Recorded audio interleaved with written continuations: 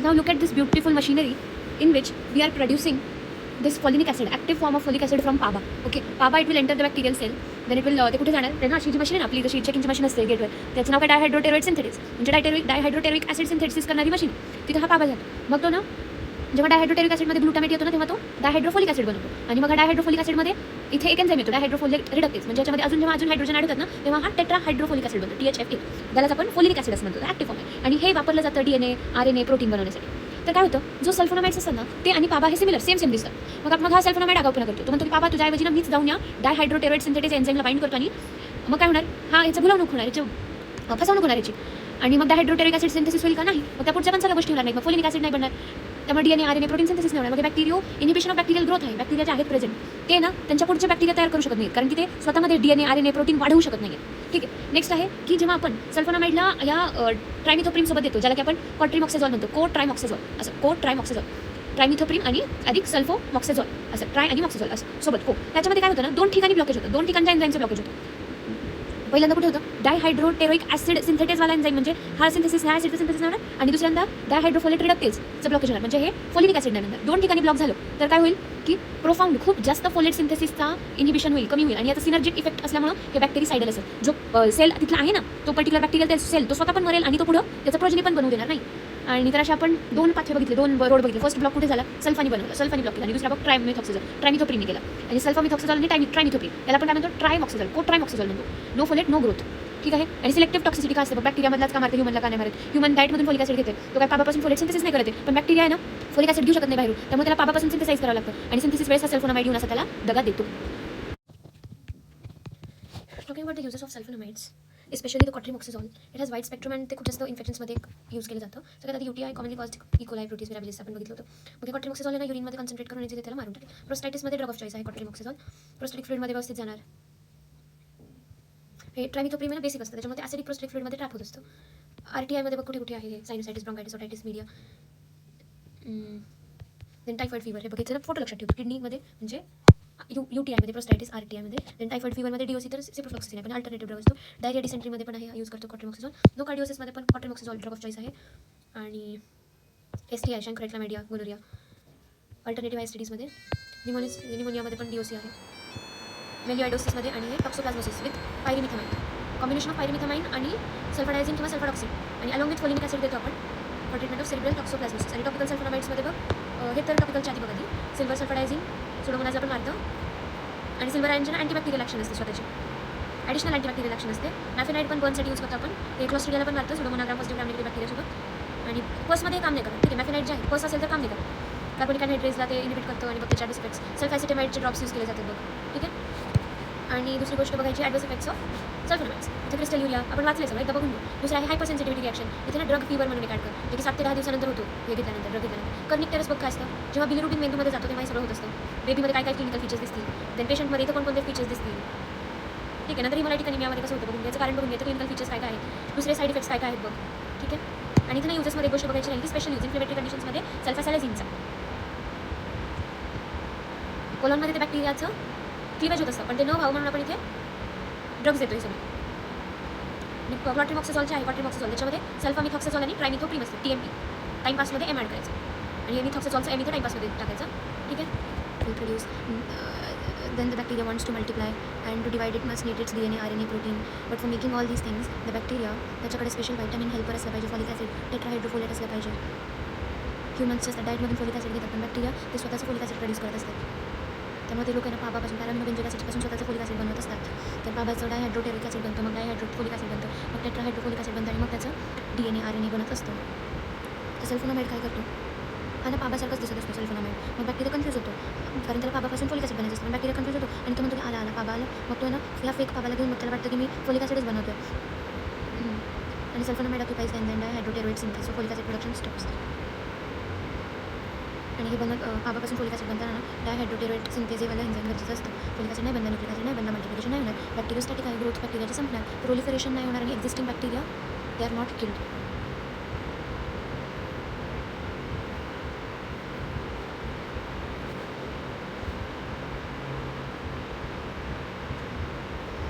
म्हणजे ना immuno compromise लोकांमध्ये जिथे इम्युन सिस्टम काम करत नाही तिथली गोष्ट आहे. सिलेक्टिव्ह टॉक्सिसिटी म्हणजे काय की सल्फोनामाइड फक्त बॅक्टेरियाला का अफेक्ट करतो, ह्युमन्सला काही का नाही करत. कारण ह्युमनकडे स्वतःची प्रॉपर्टीज नाही आहे फोलिक ॲसिड बनवायची, ते डाएटमधून घेतात. पण बॅक्टेरिया ते डाएटपासून आउटसाईडमधून फोलिक ॲसिड ॲब्झॉर्ब नाही करू शकत, त्यांना स्वतःच बनवायचं असतं. नंतर क्वाट्रिमॉक्सिझॉल स्पेशल का आहे, कारण की बघ इमॅजिन बॅक्टेरियल फोलेट पाथवे असा रोडसारखा इमॅजिन कर. आणि सल्फोनामाइड आहे ना त्याचा फर्स्ट चेक पॉईंट ब्लॉक करतो. ट्रायमेथोप्रिम जे आहे ना ते नेक्स्ट चेक पॉईंट ब्लॉक करतो. सो बॅक्टेरिया ट्रॅप होतो फ्रॉम बोथ द साईड. क्वाट्रिमॉक्सिझॉलमध्ये ना 2 ड्रग असतात एसटी, सल्फोनामाइड आणि ट्रायमेथोप्रिम. सल्फोनामाइड आहे ना डायहायड्रोटेरोइड सिंथेस ब्लॉक करतो आणि ट्रायमेथोप्रिम डायहायड्रोफोलेट रिडक्टेज ब्लॉक करतो. आणि सिक्वेन्शियल ब्लॉकेड होतं ते मग टेट्राहायड्रोफोलेट पण नाही बनत, DNA सिंथेसिस नाही होत आणि यांचा सिनर्जिस्टिक इफेक्ट असतो. डायहायड्रोटेरोइड आणि डायहायड्रोफोलेट रिडक्टेज एक सिंथेटिज आहे आणि दुसरा रिडक्टेज आहे. आणि सो अलोनचे आहे ना ते बॅक्टेरियोस्टॅटिक काम करत होतं, पण टुगेदर हे सल्फोनामाइड आणि ट्रायमेथोप्रिम हे दोघं क्वाट्रिमॉक्सिझॉलमध्ये बॅक्टेरिसाइडल काम करणार. नंतर क्वाट्रिमॉक्सिझॉलचा रेशो सल्फॉमिथॉक्सिझॉल. मिथॉक्सचा सोप घेऊन होता ना तो 5 असतो आणि ट्रायमेथोप्रिमचा 1 असतो. तो म्हणजे 845 400 मिलीग्राम आणि 80 मिलीग्राम जशी टॅब्लेट असते. DS टॅब्लेटमध्ये 1685 अशी टॅब्लेट असते. क्लासिफिकेशन बघितलं होतं. एक सल्फा हॉटेल होतं, तिथं 3 मजली हॉटेल होतं. त्याच्यानं पहिल्या मजल्यावरती एकदम बुटके लोक होते, शॉर्ट ॲक्टिंग लोक होते, 6 ते 9 तास काम करणारे. नंतर ते 3-4 लोक होते, सल्फा डायझिन, सल्फा सायटीन, सल्फा आयसॉक्सिझॉल आणि सल्फा सल्फा मेथिझॉल. नंतर दुसऱ्या खोलीमध्ये कोण होतं, दोघं. एका सिक्युरिटी गार्डनी सोप घेतला होता मिथॉक्स सोप, त्याचं सल्फा मिथॉक्सिझॉल नाव आहे. आणि दुसऱ्याकडे ना एक बॉटल होती केमिकलची, सल्फॉमॉक्सॉलस काहीतरी. नंतर लॉंग ॲक्टिंगमध्ये एका साठ्याप्रमाणे झोपत होता 7-8 दिवस, 8-9 दिवस. तर मग त्याचं नाव सल्फाडॉक्सिन, त्याचं नाव डॉक्सिन होतं त्या फिल्मचं. नंतर हे सगळे ना ओरल ॲब्झॉर्बेबल होते, म्हणजे स्टमक सर्क्युलेशन नाही जाणार. नंतर नॉन ॲब्झॉर्बेबल कोणकोणते होते, त्यांना नॉन ॲब्झॉर्बेबल लोक गटमध्येच राहतात आणि मग ते गटमधले इन्फेक्शन मारायला मदत करतात. आणि इथं ना सगळे सॅलाझिन लोक आहेत, सल्फा ऑल बॅलसॅलाझिन. नंतर टॉपिकलमध्ये कोण येतं, बर्नमध्ये सिल्वर सल्फाडायझिन ग्रीन असते, मॅफेनाइड पण असतं आणि सल्फा ॲसिटामाइडचे आय ड्रॉप्स असतात. नंतर क्वाट्रिमॉक्सिझॉलमध्ये बघितलं आपण की ते ना सल्फामेथॉक्सिझॉल आणि ट्रायमेथोप्रिम म्हणजे तो जो काका होता ना सिक्युरिटी गार्ड होता ना ज्याचा मेथॉक्सचा सोप होता, तर तो आणि ट्रायमेथोप्रिम TMP हे दे आर यूज्ड बिकॉज त्यांचं वाईड स्पेक्ट्रम आहे, लेस रेजिस्टन्स आणि ते बॅक्टेरिसाइडल म्हणून काम करतात. नंतर सल्फाडॉक्सिन जो झोपलेला किंग आहे तो आणि पायरिमिथामिन हे दोघं क्लोरोक्विन रेजिस्टंट फॅल्सिपेरम मलेरियामध्ये काम करतात. क्लोरोक्विन रेजिस्टंट फॉल्सिपेरम मलेरियामध्ये का बरं, कारण त्यांचं सिक्वेन्शियल ब्लॉक होतो प्रोटोझोल फोलेट सिंथेसिसचा. म्हणजे प्रोटोझोल असं ना फॅल्सिपेरम मलेरियाला, तर त्याच्यामध्ये हे फोलेट सिंथेसिस ब्लॉक होतो क्लोरोक्विन रेजिस्टंट फॅल्सिपेरम सल्फाडॉक्सिन आणि पायरिमिथामिन. देन अँटीमायक्रोबियल स्पेक्ट्रम बघायचं, बट ग्राम नेगेटिव्ह बॅक्टेरिया आणि काही स्पेशल ऑर्गॅनिझम हे मारत असतं, त्याच्यामध्ये ते हे होऊ नाही देणार, फोलिक ॲसिड सिंथेसिस नाही होणार. सो इथं सेन्सिटिव्ह ऑर्गॅनिझम कोण ग्राम नेगेटिव्ह बॅक्टेरिया गटमध्ये आपलं सगळ्या GIT मायक्रोचं चॅप्टर लक्षात इकोलायशी गेला, सालमोनेला, नंतर एच इन्फ्लुएन्झा आणि याच्यामधलं चॅप्टर आहे then video call proteus mirabilis also लो कार्डिओ क्लामॅडी आणि toxoplasma gondii not active against pseudomonas. ठीक आहे. आणि इथं प्रश्न बाहेर sulphonamide selective toxic bacteria but not humans, कारण की ह्युमन्सच्या डाएटमधून फोलिक ॲसिड घेतात, ते स्वतःमध्ये फोलिक ॲसिड बनत नाही आहेत, त्याच्यामुळे त्याच्यामध्ये तो पर्टिक्युलर एन्झाईमच नाही, मग ते ब्लॉकेजच नाही आहे. पण सल्फोनामाइडचे आहेत बॅक्टेरियामध्ये काय असतं, त्याला पाबामधून फोलिक ॲसिड बनायचं असतं, तिथला तो एन्झाईम आहे ना तो त्याला तो इनिबिट करतो आणि ते मग होऊ देत नाही सिंथेसिस फोलिक ॲसिडचं, मग ते DNA RNA प्रोटीन बनत नाही बॅक्टेरियामध्ये. Mechanism of action of sulphonamide आणि क्वाट्रिमॉक्सिझॉल मध्ये पाहतो. सल्फोनामाइड्स काय करतात त्याच्यामध्ये, क्वाट्रिमॉक्सिझॉलमध्ये ना सल्फामिथॉक्सिझॉल असतो आणि त्याच्यासोबत ट्रायमेथोप्रिम असतो आणि हे दोघं मिळून काय करतात, बॅक्टेरिसाइडल काम करतात. ते 2 वेगवेगळे एन्झाईम इनिबिट करतात जेणेकरून बॅक्टेरिसाइडल इफेक्ट येतो, त्याचा लेस रेजिस्टन्स आणि वाईड स्पेक्ट्रम असतो. क्वाट्रिमॉक्सिझॉल बॅक्टेरिसाइडल आणि सल्फोनामाइड बॅक्टेरियोस्टॅटिक आहे. म्हणजे सल्फोनामाइड्सला एक्झाम्पल हाफ लाईफसोबत त्याला क्लासिफाय करायचं. त्याचे 3 जनरेशन्स होते. जनरेशन नाही म्हणते ना, त्यात ते ओरली ऑब्झर्वेबल, ओरली नॉन ऑब्झर्वेबल आणि टॉपिकल एजंट्स असे होते. नंतर इम्पॉर्टंट क्लिनिकल यूज सल्फाडॉक्सिन आणि पायरिमिथामिन. हे सल्फाडॉक्सिन टॉक्सिकिंग आहे आणि पायरिमिथामिन ते दोघं आहेत ना क्लोरोक्विन रेजिस्टंट आणि फॉल्सिपेरम मलेरियामध्ये ते असतात.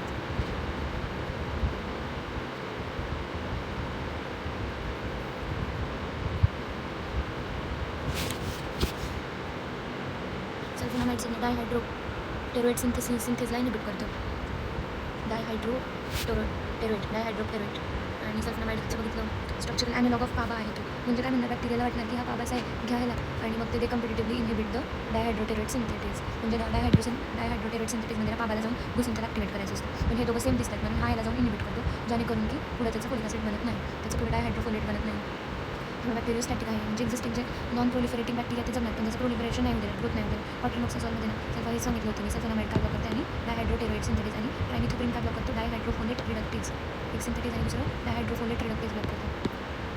त्याच्यामुळे सिक्वेन्शियल ब्लॉकेड होतं फोलेट सिंथेसिसचं, त्याच्यामुळे दिस combination is बॅक्टेरिसाइडल.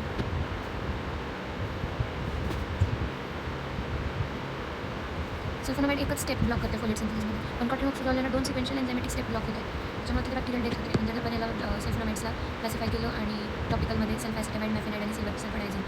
Then clinical use of sulfadoxine आणि पायरिमिथामिन. टॉक्सोप्लाझ्मोसिसमध्ये पण आहे ना सल्फाडॉक्सिन आणि pyrimethamine, usually with folic acid to reduce the toxicity. आणि त्याच प्रोटोझोआमध्ये ना सिक्वेन्शियल ब्लॉकेड आहे फोलेट सिंथेसिसचं.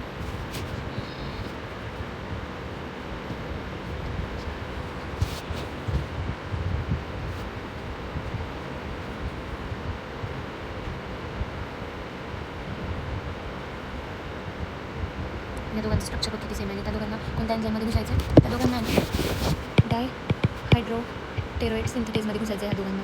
हां, आणि हे ह्याच्यासारखं दिसतं. ते इथे जाऊन याला इनिबिट करतात आणि याच्यामधून मग कोणाचं सिंथेसिस नाही होणार, डायहायड्रोफोलेट.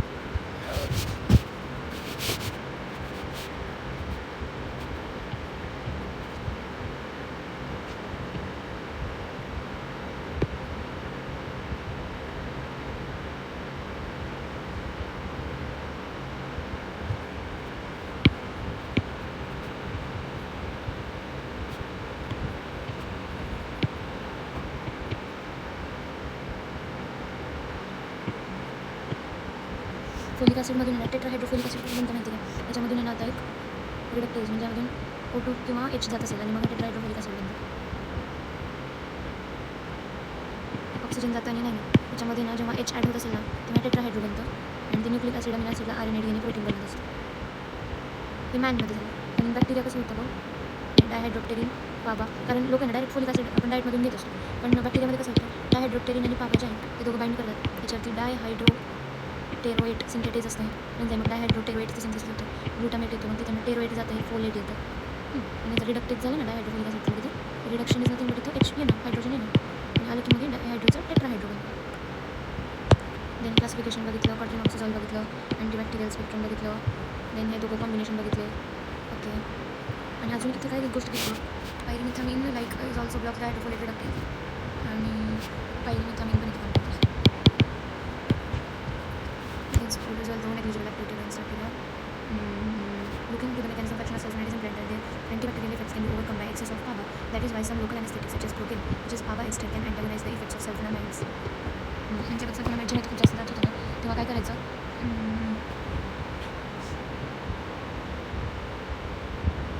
त्यांना एक्सेस पाबा देऊन त्याला ह्याचा इफेक्ट अँटागोनाइज करायचा. आणि प्रोकेन आहे it is nothing but PABA ester, हे आयन मधला क्वेश्चन असू शकतो. आणि their action is also antagonize by presence of pus. It contains PABA and by the products of tissue breakdown, since these contain thymidine purines, which bacteria can use to bypass the need of folic acid.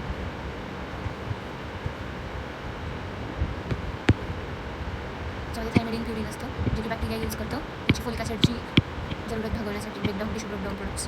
ठीक आहे. आता resistance फार्माकोकायनेटिक्स आणि clinical use बघायचं. Then oral sulphonamide plus पायरिमिथामिन आणि हे बघायचे काही drugs. Then adverse effects आणि क्वाड्रिनॉक्सिझॉलचे ॲडवर्स इफेक्ट्स आणि ड्रग इंट्रॅक्शन.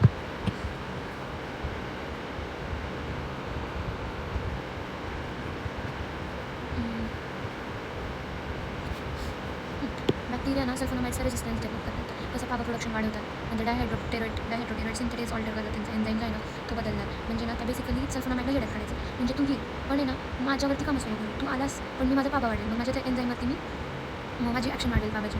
आणि जरी तू आलास तरी मी ना तुझं एन्झाईम काम करत होता ना डायहायड्रोटेरोइड सिंथेटेज ज्याच्यावरती तो पर्टिक्युलर सल्फोनामाइड यायचा, तर मी त्यालाच बदलून टाकेल. किंवा ड्रग एंट्री आहे ना त्याची परमिएबिलिटीच नाही होण्याची, ती कमी करायची आणि ना फोलेट पाथवे अल्टरनेटिव्ह यूज करायचं. असं करून रेजिस्टन्स डेव्हलप होतो. आणि ॲडवर्स इफेक्ट्स कोणकोणते आहेत, crystalluria, hypersensitivity, SJS, kernicterus निओनेट्समध्ये हिमोलायसिस इन G6PD डेफिशियन्सी.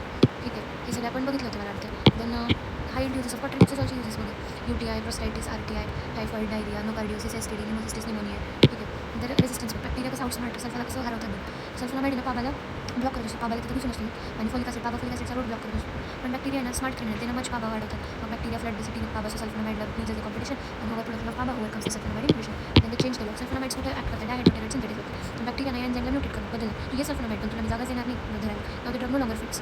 ठीक आहे. नंतर close the gate. Drug cannot enter the bacteria. ते बॅक्टेरियाने त्याची परमिएबिलिटी त्या ड्रगसाठीची कमी करतात आणि रेजिस्टन्स डेव्हलप करतात. आणि सिक्रेट अल्टरनेट रोड बनवतात. बॅक्टेरिया दे अनदर पाथवे ते क्रिएट करतात to synthesize the folate. So block it becomes uses. Then फार्माकोकायनेटिक्समध्ये काय करायचं, त्याचं ADME बेसिकली बघतो आपण. कारण सल्फोनामाइड्स हे ओरली वेल ॲब्झॉर्ब असतात, काही नॉन ॲब्झॉर्बेबल आहे जे की गटमध्ये काम करतात. आणि जसं की सल्फासॅलाझिन अल्सरेटिव्ह कोलायटिसमध्ये आपल्याला कॉलरमध्ये ड्रग पाहिजे असतो ना, की आपल्याला ब्लडमध्ये पाहिजे. देन डिस्ट्रिब्युशन AD आता ॲब्झॉर्प्शनला डिस्ट्रिब्युशनमध्ये ऑलमोस्ट सगळीकडे blood blood placenta prostatic fluid.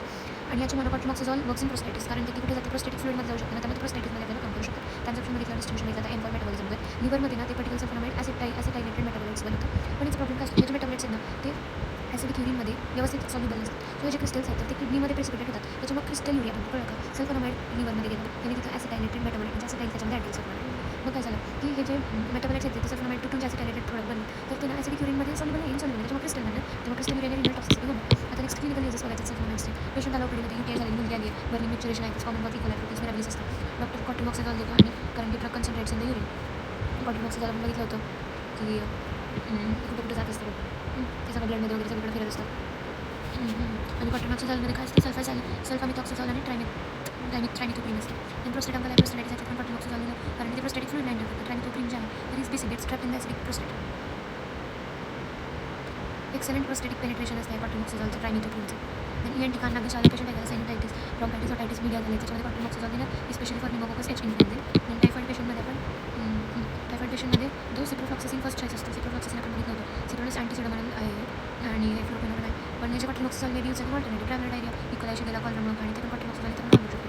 आणि एड्स पेशंटमध्ये ज्यांच्यामध्ये निमोनिया झाला ना तर एड्स असा पेशंट त्याच्यामध्ये इम्युनोकम्प्रेशन झालं आणि ते काय त्यामध्ये बॅक्टेरिया तिथं मारू शकत नाही आणि तिथं जर मी बॅक्टेरिसायडल कॉटनमॉक्सिझॉल दिलं तर हे जे निमोसिस्टायटिस जिरोसिस निमोनिया आहे ना तो मरणार आहे. आणि स्पेशल सल्फोनामाइड्स कोण बनतं सल्फासॅलिझिन अल्सर्टिकोलायटिसमध्ये देतो आपण हा ना.